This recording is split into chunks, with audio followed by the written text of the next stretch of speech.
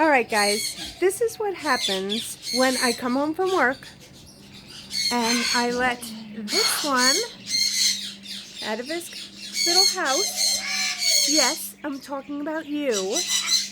And then on this table here, I always keep a box of Cheerios. And when I came downstairs, this is what I found. I found that on the floor, and this bag on the floor, and the guilty party right here. But how did this guilty party get this box of Cheerios that was sitting right here? Exhibit A.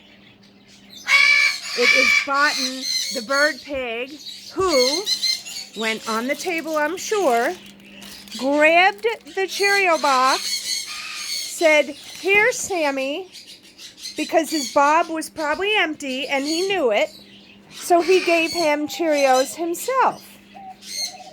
But I had just opened that box last night, so that was almost a whole box of Cheerios that Sammy ingested.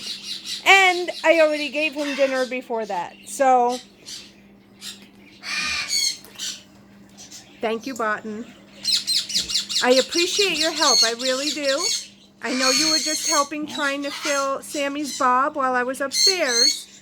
But now Sammy has now ingested a whole box of Cheerios. So,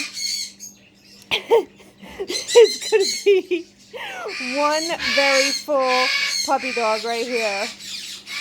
And Monkey, I think, wants to go climb in the box here. Anyway, so yes, that's what I just came downstairs to. And yeah, Botton did it. Botton fed Sammy. Yep. Sammy probably was saying he wanted his bob. Botton knows what it means. And he said, "Here, I'll give you some, Sam. Here." Yep, that's how smart African Greys are. Anyway, guys, we want to say sweet dreams and sleep with those beautiful, beautiful angels. We love you. I will see you tomorrow. And this is not Sammy's fault at all. This is